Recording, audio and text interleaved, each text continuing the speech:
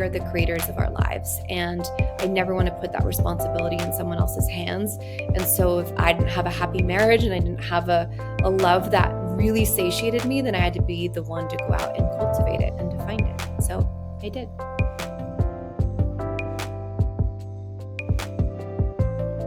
Hi, and welcome back to the Turning 30 podcast, a place where we talk about what it's really like to be in your 30s. I'm your host, Emma Wilson, and I'm here to help you feel better, get unstuck, and be more confident in your 30s. And Happy New Year, my loves. If you are listening to this in real time, this is the first podcast of 2026 that I am releasing. And yeah, there's just something about these first weeks of January where, honestly, maybe it's an age thing, but I genuinely just feel happy to have a fresh start and get back into routine. The holidays are obviously a lovely time of having a break from some work, connecting with friends and family, doing different things to usual. But somewhere along the way, I think all of us, or most of us, just get to the point where we crave our routines, our habits, our everyday. And I think when you've been out of routine for so long, there's just something so nice about getting back into it. So yeah, I'm wishing you all a lovely first week of the year, and I hope that you had some time for some reflection and some nourishment, whether that means setting goals or actively not setting goals for the next year. We're doing some really amazing things in the Turning community for January, and one of those things is a vision board session, a vision board workshop that is run by one of the community members, and she had this amazing story where she'd done a vision board at the end of 2024 and she reshared it in 2025 with the community, and she had done so many things on the vision board that we had to invite her to run a session for everyone else because it was really special the way that she'd done it. So we're really looking forward to doing that. And yeah, it's just been very busy around here because lots going on. And this week's episode is yet another epic love story. You know how much I love love, from a woman who went through a life-changing breakup, a divorce when she was 30, and went on a journey with herself, and then eventually met her now fiancé. I met this amazing woman. You'll hear more about her in a moment. But we met on Instagram, and it was funny because she was sharing about her journey to love, and she wrote this amazing post. She's a writer, so everything she writes just really lands, and she's very, very beautifully spoken. And she'd written this post about how she wrote a letter to her future husband, who she hadn't met yet. She was still single, and basically called him in, and within a few months of that letter she met him. And it was very much a story of divine timing, and I just loved the story, so I reached out to her. And it was also quite funny because her husband has the same name as my husband, and they have a similar look, a similar vibe. So I had messaged her being like, all the best husbands are called Ellie, but actually it turns out that her husband, you pronounce his name Eli, you just spell it the same, Eli, and my husband is pronounced Ellie. So yeah, we connected over our shared partners' names, and then we did an Instagram live together. She came and did an amazing workshop about how to write your way into love for my Turning community. So when you join the community, you also get access to that workshop. And when we did the live, and when I heard her speaking in the community, I knew I had to get her onto the podcast to share her story. And I think that leads really nicely into something that I want to say, that a big focus for Turning 30, my brand, the business, for the next year is love. I'm really honing in on helping women to feel more hopeful and find a life partner in their 30s. When I look back to the biggest mountains, the biggest obstacles I've overcome in my 30s, it was that feeling of being left behind. And yes, it was also in many other ways I have felt left behind socially. I felt left behind in my career, with money, all of the things. But for me, it was really love that was that thing that felt like I couldn't figure out. Love was the thing that eluded me. I felt like I had a handle on everything else. I knew that I could make new friends. I knew that I could figure out career and business, but something about love felt like it wasn't in my control. And it felt like everybody else around me had love and I was the only one who didn't. They are stories. They aren't the truth, because the truth was, it was just my timing. It was just a matter of time. And I had work to do on myself before calling in the love that I wanted and the love that I deserved. But this isn't a solo episode. I'm going to be talking a lot more in upcoming solo episodes about my journey to love and how to take control of your journey to find a life partner. But I wanted to invite you all to sign up for my free new email series, Love After 35. Those of you who have been in my orbit for a while will know this is the second series that I'm doing, Love After 35. And Love After 35 is an email series of stories that I've collected from women in my Instagram community who I have requested to hear stories of women who met their partners much later in life than they expected. And this actually is a huge age range. I've called it Love After 35, but some of the stories I've published are for women who are 32, 33, and I've also shared many stories of women who are 40 plus. But the whole aim of the series is to bring you hope and inspiration and to expand your mind of all the ways that you could potentially find love in your 30s. And when I started publishing this series, it was actually earlier in 2025. Wow, the response that I got was phenomenal. These were emails that were going out once per week, and I loved writing them. They actually made me really emotional. And I would always get such amazing responses, and people were just flocking to the emails. So I finished doing that I think it was in the summer, was the last one. And then I've been gearing up to do a new series. And now the series is going live on January the 8th. So if you're listening to this, not in real time, maybe you will have missed this, but if you're listening to this the first week of January when I release this episode, there is a link. It's the first thing you'll see in the podcast description, and that is the link to sign up. All you need to do is give your email and you'll be on the list to receive the Love After 35 emails. Now, this series is a little bit special because I'm launching it in celebration of the Turning community doors reopening for new members. So those of you who are new around here might not know, but I run a community specifically for single women in their 30s. And this community has a dual purpose. And that dual purpose is for you to really enjoy your single chapter. For those of you who may be struggling, being single, who feel like you're just in this waiting room for love, this space is going to help you with my coaching tools, with the support of a community, to really enjoy the gift that is being single in your 30s. And the other purpose is to manifest love. So the Turning community isn't just a dating program, and it also isn't just a support group. It's both of those things together and so much more.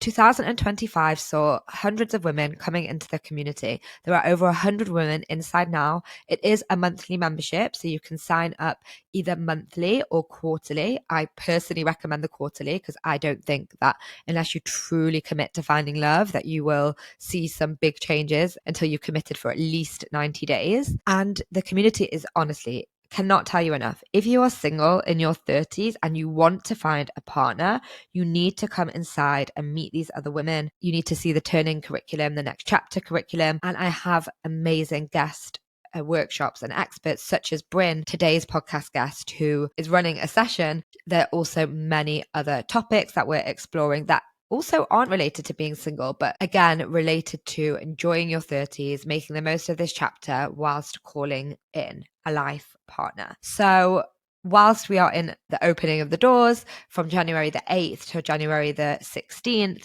I'll be running the Love After 35 series every single day. So that's one email per day coming straight to your inbox with a different love story. And you want to read these stories. And the last story is mine and Ellie's in-depth story of how we met, because that's the question I get asked the most on my Instagram when I open my question boxes. How did you and your husband meet? And I always tell the story very quickly and briefly, but now is the time that I'm going to be sharing a few more of those intimate details that I don't usually broadcast all over Instagram. I really hope that you will go ahead and sign up and also come and join us in the community. If you are in the Love After 35 series, you will also get a discount code that you can use to sign up for a discount for the first month. Whew, that was a long introduction. So, yes, let's get going with this amazing guest episode. Bryn Daylor is the guest. Bryn is a catalyst for women ready to reclaim their love, creativity, and aliveness and become unreasonably turned on by life itself. She is just one of the most inspiring, expansive women that I have had on the podcast. I absolutely love the way she talks about her single chapter, the way that she talks about how she wrote her way to love, and the way that her and her fiance met, and their relationship is just very inspiring. And I know that you're all going to absolutely love this story. So without further ado, let's welcome the first guest of 2026, Bryn, to the podcast. Hi, Bryn, and welcome to the podcast. Hi, so good to be here. Thanks for having me.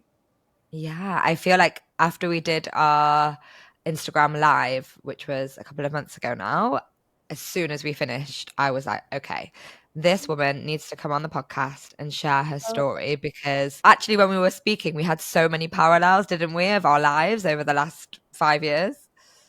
big time. And they kept getting weirder and weirder. So I'm always here for the magic and synchronicity. They definitely were weird in terms of how our stories are so aligned, and the fact that this is actually how we connected. It was the fact that we both have partners that have the same name, but the same name written, but we actually pronounce it differently. So your partner is Eli and my partner is Right. Ellie. Ellie, which it's all perfect. Yeah, he just changes it. That's so funny because now where we are in Thailand, everyone calls Ellie Eli, so he's like switched the other way. Yeah, so funny. Yeah, so I know this is quite common question to start the podcast off with, and I always like to do something a little bit different. But I'm really, really obsessed with what you do in terms of your practice, your coaching practice. And you came into our turning community and did an amazing talk. And I would love you to introduce first who you are and your background, because Yeah, I feel like so many women, not just single women, every woman listening is going to benefit from listening to what you do and the magic that you bring to your clients. So please thank take you. it away and explain. Yeah, thank you so much.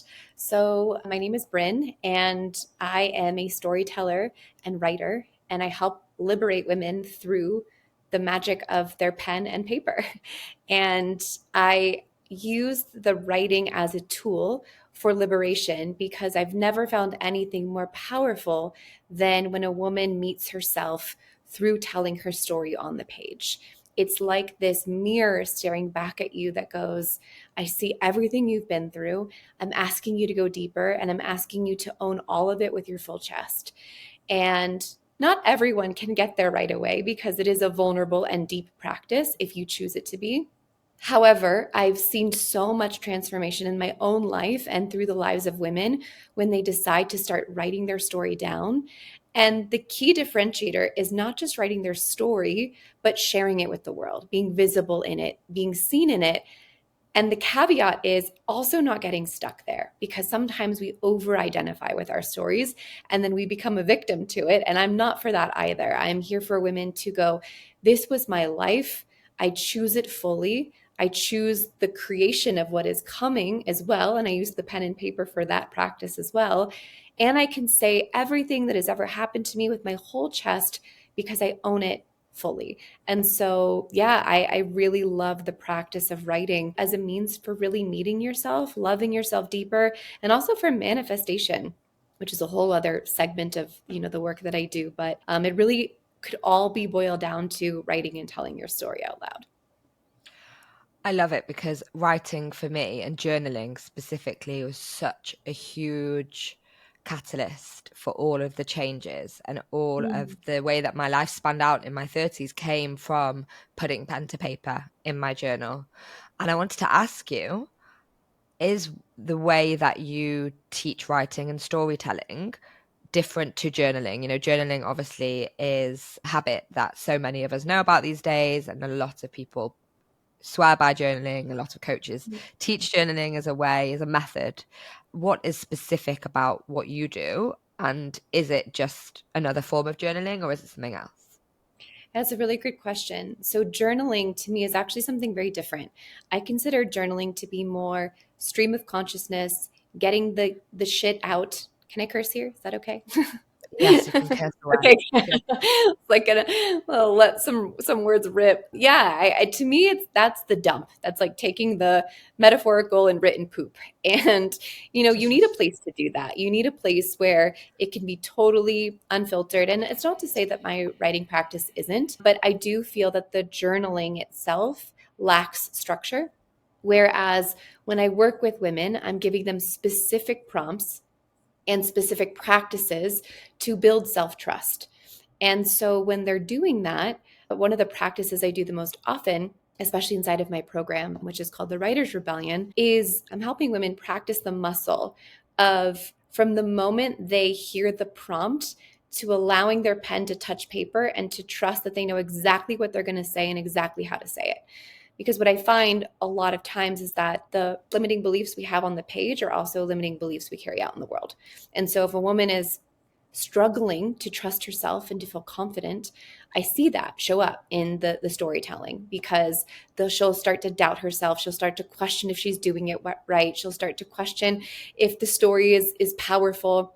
And over time, by doing that practice over and over and over again, she begins to trust that the exact thing that's coming up is exactly what is supposed to be written and is exactly what someone else needs to hear.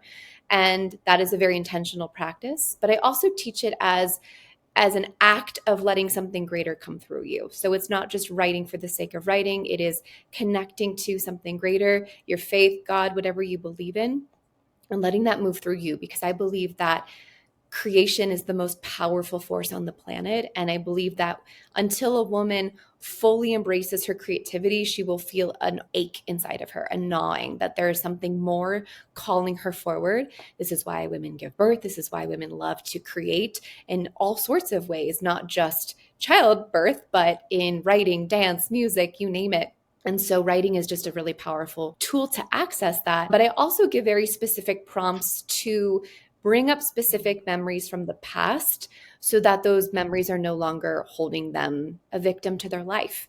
And we massage stories so that they don't have us in a chokehold anymore. And one of the biggest stories that was challenging for me was my divorce. I've had all sorts of challenging stories because one thing that is for certain is that life is going to smack us all upside the head, right? Like no one gets to escape that. Some of us have it to more intense degrees than others, but we all will face our own battles, our own heroine's journey. And if we don't face those things that happen to us, they have a chokehold on us and they prevent us from having the life that we want, that is alive and magnetic and juicy and rich. And so storytelling in my world becomes a vehicle to loosening the grip on the things that have happened to you so that you can go from this was the most horrifically hard thing that ever happened to me to I'm so glad that happened. I'm a better woman because of it. And now I'm actually going to use that story to propel me forward. There are so many things that you just said that I want to unpack. And you also mentioned before about manifestation and writing. And everything that you've said, for me, it feels as though that is the tool, that is the method that I have used myself to manifest, because really what it is unblocking those subconscious beliefs and not being afraid to face them head on via writing as the vehicle to do that. And something that I love that you share on your content was how you used writing. You wrote your way to your current relationship, and you use exactly what you do now in order to manifest your partner. And I'm presuming from what you said also to break free from the limits of your mind that was coming up after your divorce. So can you share a little bit about the manifestation side of what you're saying? Because I know that it's connected, but I would love to hear that. It's a topic that's really coming up at the moment. I think going into the new year, and my community are talking a lot about vision boards and manifestation and how we can get to that next space. And I remember seeing a post that you wrote that was saying that you wrote a letter to your was it you wrote a letter to your future partner just before you met Yes. him? So Yes. yes, please share all things exactly carrying on exactly what you're talking about now, but specifically about manifestation. Totally. Yeah, this is actually one of my favorite stories, especially because, love did not come easy to me. I think it's easy for women to look at my life now, especially if they're coming in, a little bit later on in my journey and see my fiance and the life that we have and go, oh, she's just lucky in love. And I was not. I was not lucky in love at all. Very similarly to you, I went through a divorce that was incredibly challenging. We were together for 10 years and I met him at 20, was divorced by 30. And that rocked me. Even though it was my decision to leave, I left that relationship with a ton of emotional baggage and heartbreak. And repeated a lot of the patterns that I saw in my family growing up. And so after I left, I did, the very best I could to break some of those patterns, but I still was choosing a lot of really emotionally unavailable men.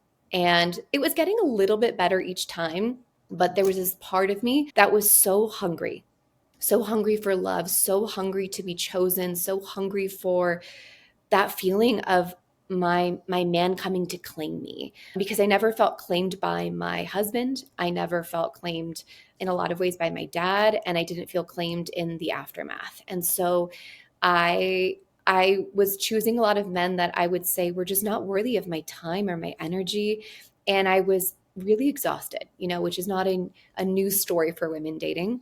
And it all came to a head when, for the first time in my entire life, I got broken up with. I was very good at being avoidant and I was very good at breaking up with men first because I was choosing men that I wasn't really that interested in. Then I would fall in love with them because they would start to pull away because they were emotionally unattached. Many women will know this song and dance. And so after he ended things with me and I was heartbroken, even though he was so not my person, I hit this breaking point where I pretty much threw my hands up to God and said, I do not know what I'm doing here. I have got to try something differently. And I'm going to actually quit dating. And that was the most terrifying thing in the world for me because I had this belief that if I wasn't actively trying to find my person, he would never find his way to me. And I decided I was going to do this for 90 days, which again, for so many women, maybe like, oh, whatever, 90 days, that's nothing. But for a serial dater and a woman who was so afraid of losing love, that terrified me. And so I was very much sharing my process online at this point. That had become a really important part of my identity and being single. And so I went on Instagram and I said, I'm going to quit dating for 90 days. And I was crying. And I really put it all out there. And I posted the stories and I deleted all the apps that night. And that night, an acquaintance sent me a video that changed the course of my life. And this video is called You've Already Manifested Your Partner by Abraham Hicks.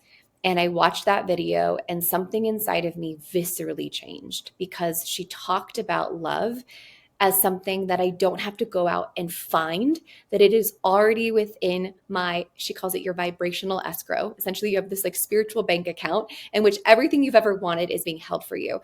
And she said, instead of thinking that you have to go out and find it, you just have to become the match for it. And something inside of me shifted and I thought, oh my God, he's already here. And if he's already here, I can access him, I can feel him, and I don't have to go do anything. So in the video, she recommends that the person she was speaking to write a letter to their person and to stop talking about him as if he didn't exist. So I said to myself, okay, tomorrow I'm going to wake up, I'm going to write this letter, and then I'm going to wipe my hands clean of it, and I'm going to go on about my life. And that letter writing process was one of the most magical moments of my life. I woke up the next day. I was in Austin, Texas. It was snowing that morning, which if you're from Texas, it doesn't usually do that. And being a woman that loves to write, I really romanticized the act of it. I lit candles. It was before sunrise. It was moody in my apartment. And I just pulled up a Google Doc and I poured my heart out onto the page. And I wrote him in such a visceral way that he was real. Everything about him, from the way that he would speak to me, the way that he would hold me, the travel we would do together, the way we would make love, like you name it, I put it in this letter. And it didn't feel like I was writing a letter from my mind. It felt like I was channeling this energy, this timeline that already existed. And I closed the letter. I cried my eyes out when I was writing it. And then that was it. and it was titled Dear Lover. And then I shut my laptop and I said, okay, it's done. It's already done. He's on his way to me. That was February 1st of 2022. And my partner walked into my life. I think it was like the end of June in 2022. We met Wow. on the table of our chiropractor's office.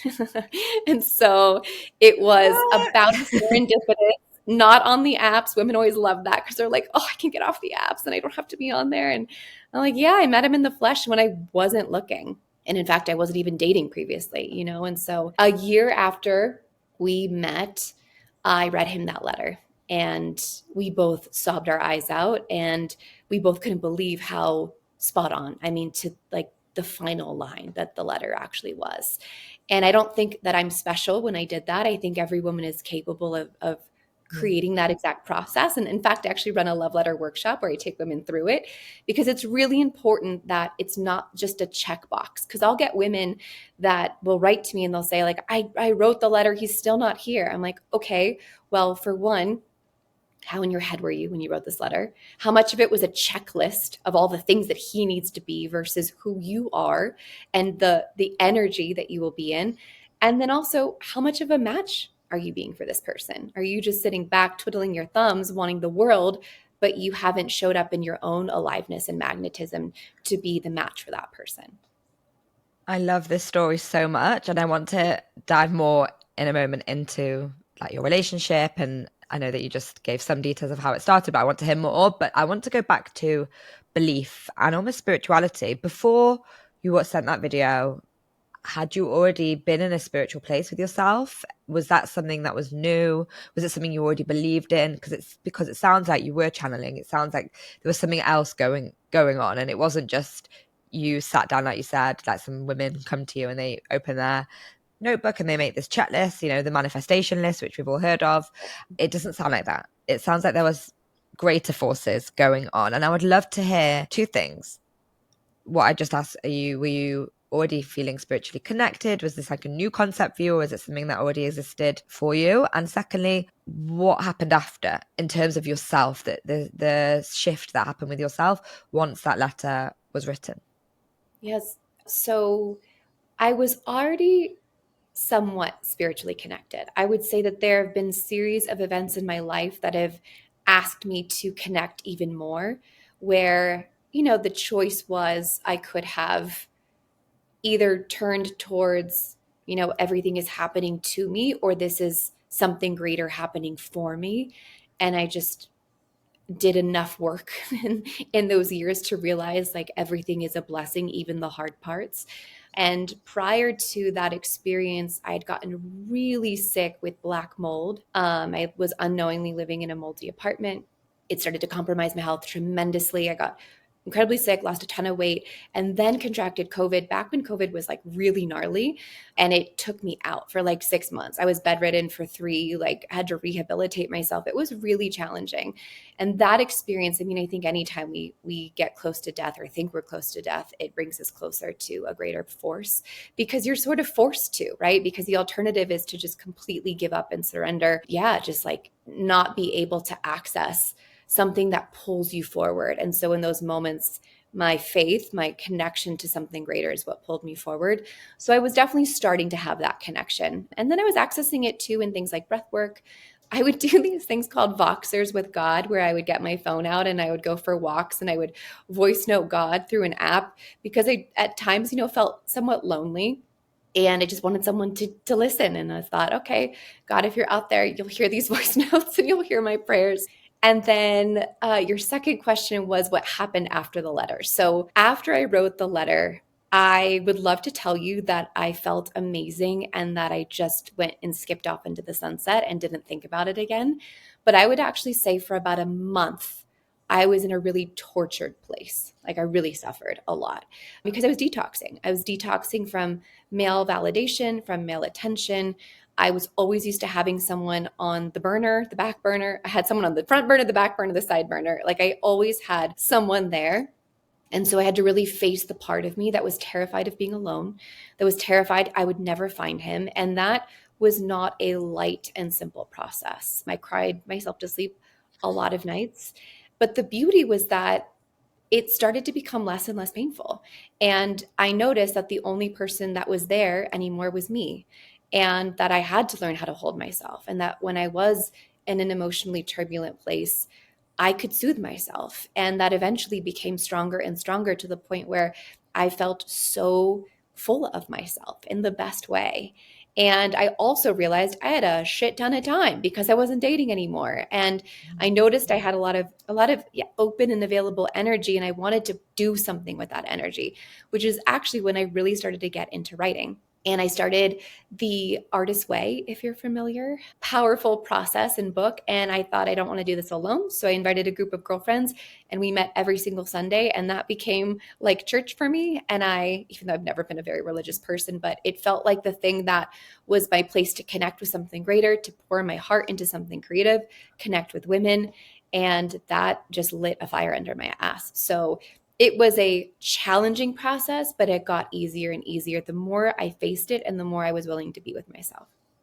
Wow, so beautifully spoken. Something that I'm really picking up from what you're telling and sharing is the language that you're using is so resonant for so many women, that you use the words like feeling so hungry for love and the feeling of torture, and all of these words, I feel I resonate so much from my own journey. And I also want to say, and I know that we have very parallel stories, but even the emotional descriptions that you're using, I feel like I really went through something very similar. And you mentioned this feeling of the process that you went through of quitting dating for 90 days and how that was a big deal for you. And I know that some women listening to this, like you said as well, won't resonate with that, because some women haven't dated for many, even years, and they find it the opposite. It's more difficult for them to date.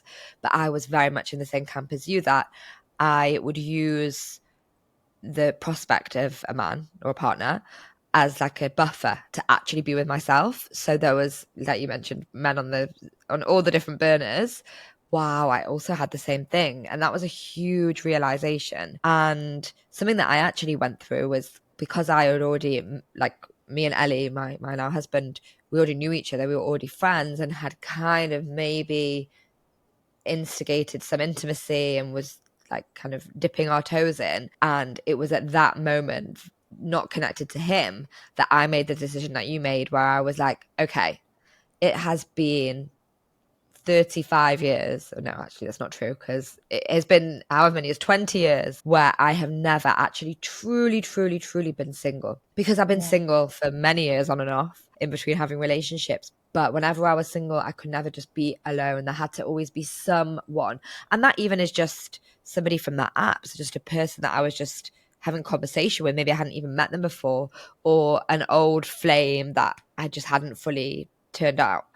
Yes. And it was during that time, funnily enough, that me and Ellie we become friends, and it was maybe becoming more, that I went away on a retreat and had this very, very, like, channeled this knowing of, I am never going to be able to be in my next relationship if I don't know what it's like to be fully by myself, because I'm just using all these men as buffers to actually not like connect with myself. And I came back and I was seeing all of the guys I was seeing, basically, not like I had a million boyfriends, but all of these conversations that were still open and the apps. And I had like two other things going on. I just said, absolutely not. No, finished. And I think it was because of doing that that eventually led me to being able to be in a relationship, because it brought up all of those really deep-seated fears of loneliness, of Yes. being alone, of being alone in the world, and thinking, you know, some of the hardest parts of being single is that feeling of, I don't have anyone to text when I get off the plane, or or Yeah. when I'm taking off. And I feel like I needed to purge everything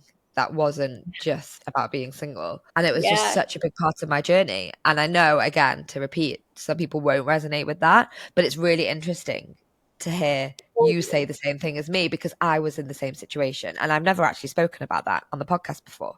Oh, well, I'm glad that you did, because I think it's the reason why I knew it was resonant for me, because I remember someone else speaking about it on a podcast or Instagram, and it hit me in the pit of my stomach like the most visceral fear. And instead of the first time I heard it thinking like, wow, that's probably for me, I was like, I would rather die than give up dating. And then eventually, like you said, the voice got louder and louder until this moment of clarity came, very similarly to you. And I don't know about you, I'm just going to make this, assumption, but now my alone time is the most cherished, precious gift. I am obsessed with being with myself. My partner was just out of town, and I've turned the music all the way up. I'm dancing in the kitchen, I'm baking cookies, I'm watching all my shows, and it's just wild to me to think back to a time where I was so terrified to be in my own energy, to now twirling in the kitchen baking cookies, being like, oh, this is just magic, heaven on earth. So yeah, the transformation is very possible. Oh my God, completely. Now my alone time is I mean, it's so sacred, especially when you have a toddler. But for sure, we've just been away traveling for 5 weeks and I hadn't been alone for even 1 minute of time. And pretty much apart from, just before you fall asleep or, those little pockets of time when you're walking from one place to the other, but I hadn't actually had any quality alone time. And my mental health declined drastically. And for sure, I know that those years of being single, from the ages of, I was single a few years from 33 till I met my partner past 35. And one of the biggest lessons was to learn how to be alone, but not just be alone, like enjoy being alone, to relish Yeah. being alone. And I Yes. think that there is this like misconception that once you start a relationship, or once you like meet your life partner, then that's it. You're never alone again, but you don't need to be because it's fine. The story's perfect. And I honestly think that I wouldn't even have the relationship I had today if I wouldn't have like fully embraced and learned how to be alone, and also made sure to put that into my relationship now. Oh, big time. I think the polarity, the passion, the love requires it, right? Like too much togetherness puts that fire right out. And, my partner and I have very opposing, like I always joke, he's golden retriever and I'm a bit more black cat. And, he's like, let's do everything together and let's go on this adventure. And he's just so upbeat and so positive and so incredible. And he recognizes that this isn't the real version of our relationship. But there was a time where he was like, we're going to go everywhere together. We're going to do every event and we're going to travel the world. And, very quickly we learned like, that's not it. That's the Disneyland version and ideal of what love is supposed to be. But love is also, I need you to go fuck off in the other room. And I'm going to take this bubble bath and pretend that you don't exist while I watch my show and eat chocolate. And our love very much needs that sometimes on a Tuesday. So yeah, lots Love of that. lessons. Yeah. I literally, when we were just on the way back from that in the airport from our trip now, I just turned to Ellie and I just said, listen, like, it's been great. It's been such an adventure. But when we go back, I need to not be near you for at least 5 days. And then I was like, that's true love, that you have a partner that you can say that to. And then he just went, oh, me too. So Oh my yeah, goodness. it didn't work out that way. We found ourselves the next morning in a coffee shop working next Of to each other. course. And I was like, okay, Yeah, as long as I have my headphones in, it will be fine. But exactly. I just really love your story, and there's so many different parts of it that I want to unpack. So can you share a little bit about the meeting, like how that happened? And Yeah. was it what, like the love stories of the minute I saw him, I just knew, was it not like that? I would love to hear a little bit more about how love found you. Yeah, as one of my favorite magical moments in my life. And I say chiropractor because it's easier to say, but it wasn't really a chiropractor. I have been going to a modality called network spinal for like 4 years now. And you have to be a chiropractor to administer the modality, but it's very much closer to energy work or Reiki, if people are familiar. And interestingly enough, I started this practice going to see my facilitator, Dr. Jeannie. She's in Austin, Texas. She's literally the most incredible woman in the whole world. And I started going to her because I had all of these blocks with intimacy. And I had blocks everywhere. I was like, I'm blocked with money. I was barely making a couple $1,000s a month. I was blocked in love. I mean, I just had all this stuff coming up. And I knew I wanted to lean in. And I'm a very energetic person. I'm very sensitive to energy. I've known this about myself, so I respond really well to energy practices. And so I was like, okay, I'm going to go. I can't even figure out how I'm going to afford this, but I'm going to figure it out. I've very much been a jump, figure out the net on the way down kind of gal. And so I started going to see her. And the practice is very much vulnerable and tender and raw and real, and it's scary but also so human, because you go in, and at least this is how her practice is, and if you can imagine, there are 5 massage tables laying side by side, and she's working on everybody at the same time. And one person could be having the most like blissful orgasmic laughter and eruption of joy. The person next to them could be like sobbing their heart out. The person next to them could be like, oh my God, this is terrifying, because she very much believes in the energy of the hive, like everyone working together, because we're all so connected, right? Like we're all just human beings walking around with really similar emotions. And so I was on the table and I was getting worked on. And that particular day, I was working through a story of how I had ended a short-term fling that was sort of intense and fiery, the way that I had really liked them back then. And I didn't want to break up with him, but I knew it was the right thing to do. And I was vacillating between like waves of doubt and waves of faith, and being like, oh my God, I made the wrong decision. Maybe he was my person, to like, how could I ever doubt myself? So I was laughing and crying, and it was all over the place. And after the wave finished, she said to me, Bryn, I want you to meet someone who also feels that way, or something along those lines. And this man on the table to the right of me pops his head up and just waves, and it's Eli. And he smiled at me. And, I wouldn't say by any means it was love at first sight, but I would say there was immediate resonance, like immediate sense of familiarity and home. Like, your energy feels familiar to me. And so he waved, we laughed about the wildness of meeting on the table. And then I think he got my Instagram and sent me a DM, and we went back and forth for a couple of weeks. I was excited for sure by the prospect. I had seen him actually in the practice a couple of times, but we had never connected. And he asked me out on a date.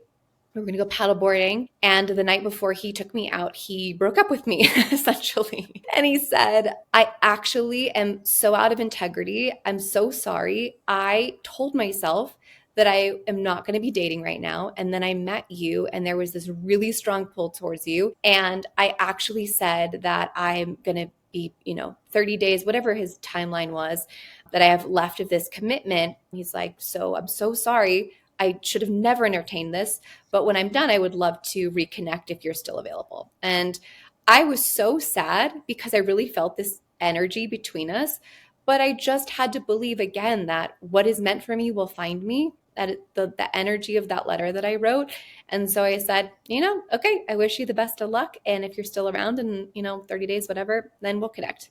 And sure enough, like on the nose, he circled back within that exact same time frame. He called me and said, hey, what are you doing right now? And I was unloading groceries in my car up to my apartment. He said, I'll pick you up in 30. I'd love to take you out and tell you something. And I was like, fuck, okay, I have to go get ready and put these groceries away. And he picked me up and we went for a hike, and he bought me a smoothie. And in the car on the way to the hike, he said, I'm ready to pursue you. I said, great. Game on. Let's do it. And so there was a very formal courtship that began. And I would like to say that that's where the story, went into like, okay, we went on a couple dates and it was really sweet, but it took a really wild turn again, where Eli's work is in travel. And so he's constantly jet setting across the world.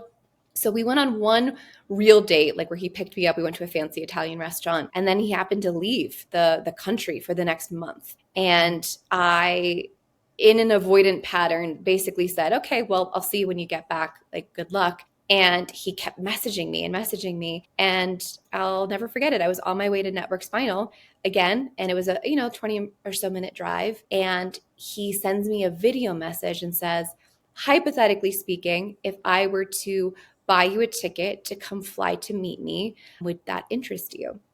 Because we have this really great connection, and I don't want to lose the momentum, and only say yes if you're a 10 out of 10. And if you're not, that's totally okay. And we'll pick up right where we left off. And at this point, I had only been out of the country, I think, to go to Mexico, and was just like, oh my God, yeah, I'm such a yes to this. I'm a yes to the adventure. I'm a yes to the story. I'm a yes. And so I go to Network Spinal, and she's like, something's different. What's going on? And I tell her, and she's like, okay, I want you to make the sound of like a champagne cork, like being popped off of a bottle. And I just like screeched joy. And she's like, holy shit. So yeah, our second date was in Rome, Italy. And it was such an act of surrender and faith, and not in the sense of just like throwing caution to the wind. I actually made him FaceTime my mom so that I I could be sure he wasn't like a serial killer. And he sent her my whole itinerary of where we were going. But it was just like, if I want to get to know you and we want to go travel the world, and like, where a better place to meet someone than Italy. So we've essentially been together ever since.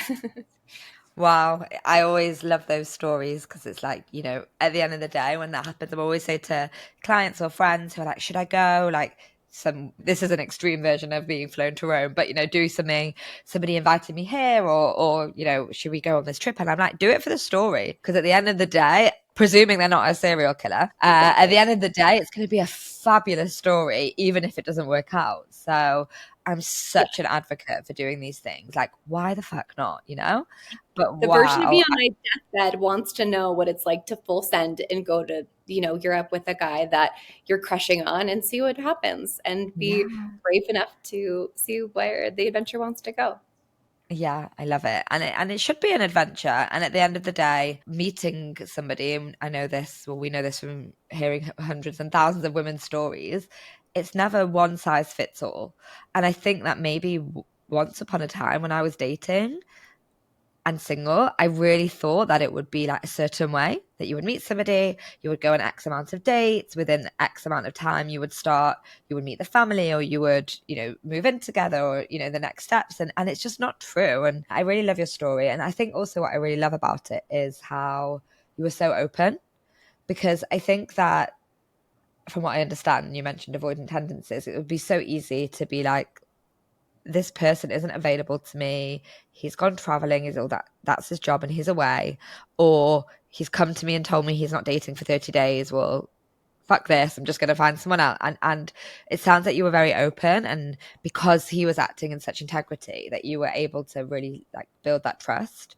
Yeah. And I think that's something that, and I'd love to hear what you think about this, but when you've been single for a really long time and you've been burned a lot, or you've had a lot of negative experiences, you can actually start to close up and maybe Yeah. become a little bit bitter. And then when these things happen, these incidents that happen in dating, which happen a lot, because obviously not everything was always perfect. Not everybody shows up to the date in the perfect mood, or is even, there's sometimes cancellations, life gets in the way. And when we're not open, we can sometimes take those as signs that it's not working out, or even get outs, excuses that this person isn't the right person. And I really try to encourage all the women that I work with that sometimes life is just life, or sometimes people aren't available. And it doesn't mean that that's not your person. It doesn't mean that this isn't the right story. It's just could be part of the story, or maybe it's not. So I'd love to hear what you Right. think about that.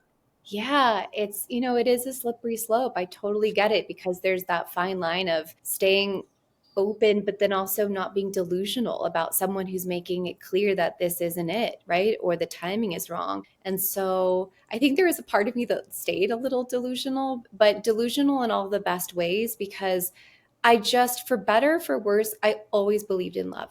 I don't know if I was born with it or if it was something that I just kept in front of me. But there was this part of me that just refused, especially, I think this is actually a big part of it. I didn't burn my life down and walk away from a good marriage. I wouldn't say it was like extraordinary, but it was decent, and I was safe for the most part. And he loved me and I loved him. I didn't walk away from something that was decent to settle again. I just didn't. And I knew that, call it a soul calling, call it a pull, call it just, yeah, like a wildness that came over me. But I just, in my heart and soul, believed that there was going to be something that was so extraordinary. And I had to keep that faith alive. And I didn't have it in every moment. Definitely not. I lost it over and over, but I would always come back to it. And I think I came back to it through a couple of lenses, mostly having girlfriends who really saw me and cared about me and said, I know that you're having a hard time and it's okay that you feel this way, but we're just taking a break and then we're getting back out there, because I know that what you want is to be a mother and to have an extraordinary love. And so this heaviness that you're feeling, this is just temporary and it will pass, and your person is on his way to you. So I had that. But then I also intentionally sought out examples of love that were so unique and different, because as so many of us do. I would say the majority of the world has this. And if you don't, you're very lucky. Have really shit examples of what love looks like in our upbringing, in our home life. And so I went out in search of it. I was like, this can't be it. Like, this can't be the story. And I needed to find examples of couples that were in true love, building lives that were magnificent and really doing things differently than anyone had ever seen. And it took me a minute to find them, but once I found them, they became the blueprint of what's possible. Not so that I could model it exactly, but just to know there's an expander out there for me. And that allowed me to stay in that lens of, if they can have it, I can too. It's kind of like being on the roller coaster line and seeing the little kid in front of you and being like, okay, if that 5-year-old can do this, like I've got this. And I needed that in love because I didn't have the example. And so I went out and searched for it because I really just believe in my core that we are the creators of our lives. And I never want to put that responsibility in someone else's hands. And so if I didn't have a happy marriage and I didn't have a love that really satiated me, then I had to be the one to go out and cultivate it and to find it. So I did. Wow. I love it. Really. I think everything that you're saying is, yeah, it's just really similar experience to I had. That a lot of women ask me, like, how did you believe, or why? Like, because I get a lot of questions, and it was something I was tempted to even ask you now is, were there times when you just didn't think you were going to meet somebody, or were there times when you thought it just wasn't going to happen, or that you wanted to give up? And even though I say, well, I went through many challenging times or many low points, especially after rejections, especially in the depths of darkness after the breakup that I went through, but always a part of me believed and knew that love would find me. Yes. And I don't, like you just said, I don't know where it came from, but I have the same thing where I just always felt like there's no reason that love won't find me. It will. But my issue is, or my sticking point was that I just didn't know when. And I couldn't I couldn't surrender to the when because of motherhood. Not that I was somebody who was so, I needed to be a mother right now. Absolutely not. But I felt like I knew I would fall in love again, but was it going to happen when I was in the next year, when I was in my, mid to late 30s? Was it going to happen after I was 40? Was it going to happen when I was 50? And I truly believe that we will all find love. But for me, the hard part was like the releasing control of when it would happen, just in case that it wouldn't happen, quote unquote, in time. Did Yeah. you also have the time struggles, or was your belief even, was it deeper than mine? Oh yeah, no, that I would say really similarly. I knew love would find me. I knew I would be with my person eventually. The motherhood piece definitely would come in waves because I think we're just biologically wired to feel that way at times. And something that really helped me though was Tony Robbins says this phrase a lot. He says the degree to which we can be with uncertainty is the amount of extraordinary energy we can call into our lives. So basically, the more extraordinary life, the more we have to be willing to be with uncertainty. And the from pretty much from the moment I left my marriage, I was in one big uncertain swing. Like I didn't know what I wanted my career to be. I didn't know where my community was going to be. I didn't know where my person was going to be. And so I just kept strengthening that muscle like I was at the gym. And even once I found Eli, I would say there was still some of that energy because he, similarly to you, he's younger than me. And so our timelines were a bit different because he was very much still in his building phase. And we're I guess 3.5 years apart, something like that. And so I'm 36 right now. So he's 33. And he basically, yeah, it's just been on a slower timeline. And so pretty much from the moment I met him, our relationship has been about trust and surrender and me letting go the reins of control, and not from a passive, I'm just gonna follow you wherever you go blindly, because I really worked on my core when I was in that period between my divorce and meeting him, of like, who am I? What do I believe? What do I stand for? What are my desires? Because I didn't have that part of me cultivated in my marriage. So I did become very passive, and that did create a life of a lot of things I didn't want to be doing because I didn't have a voice within that marriage. By my own doing, mind you. I do not claim to be a victim by any means inside of that marriage. But with Eli, yeah, there was a lot of like trusting my timing. And when I was 18, walked into a tattoo shop on a whim, had no plan, didn't know what I was going to get on my body, didn't know like nothing, no plan. And I was with girlfriends and they were getting, butterfly or heart or whatever. And I just looked at this guy and I said, I want the word faith. And he's like, okay. And then I picked out some like Ed Hardy script. So unfortunately, I don't really love the way that it looks now. But I got the word faith tattooed on my on my left foot. And the irony is not lost on me that is probably one of the most important lessons of my entire life. It was like this part of me knew that I was going to need that billboard and reminder over and over again, because I also always sit with my left leg up and crossed. So I'm always staring at this word that says faith, like it haunts me. But I think that that's also been the most magical part of my life, is learning how to let go and trust that I'm being held and that it will always work out in my greatest good, even when it doesn't feel that way. And I just have enough reps now to know that that's true. And so I can take bigger risks. I can let go of bigger, amounts of control because I've practiced that muscle. And motherhood's probably one of the biggest ones because it's not just my timeline. And very similarly to love, I had to find examples of women having babies in their late 30s, 40s, late 40s, even into their 50s, and realizing like it is all possible and holding that vision for myself. And I would like to say that I, for the most part, have relinquished that, but every once in a while it will come up. So yeah, I'm not perfect. And I never, ever want to paint the picture of perfection in my love, because it is certainly not that either.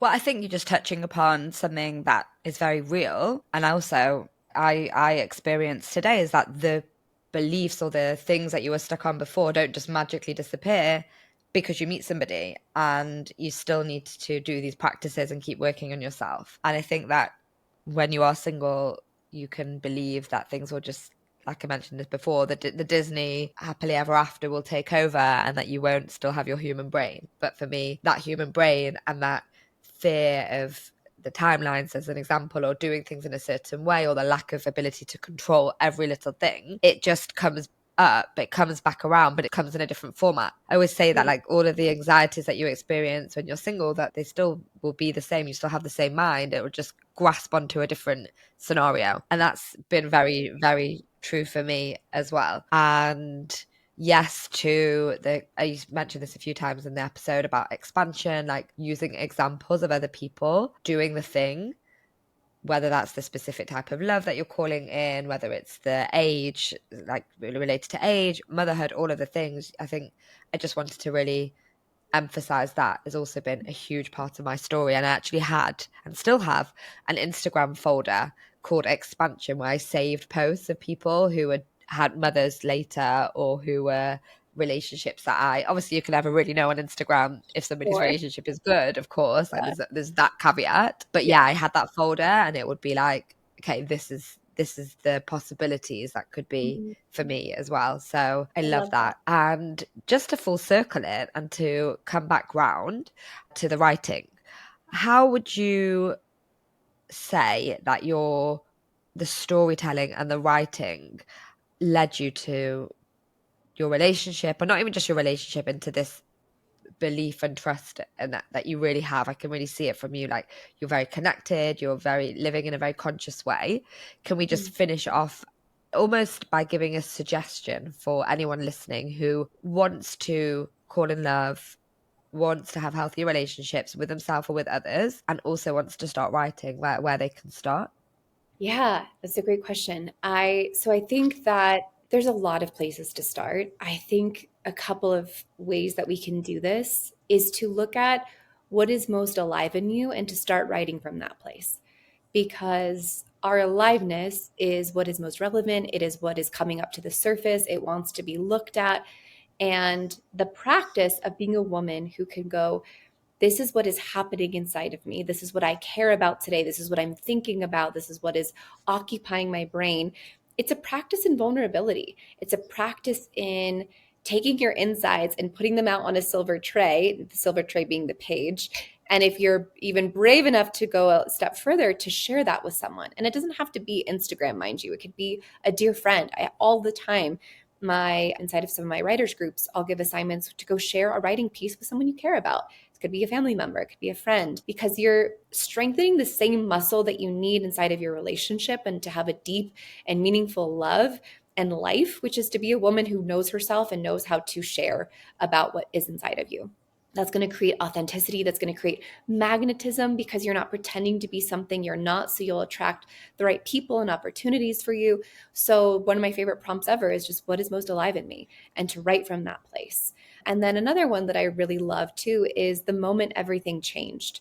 This writing prompt is usually very profound for women because it asks them to go back to a very profound moment in their life and how they overcame it and what happened to them. And you're the author, so you get to change and write the end of that story in any way, shape, or form. And if it feels sticky coming out, that's okay. There's no shame in that. It just means that we have some opportunity to look at that story and to massage it, as I like to say. And so, yeah, I think those two prompts can take women very far. And then it's really just about the practice of creation. And so learning to build that trust of like, what do I actually want to write about?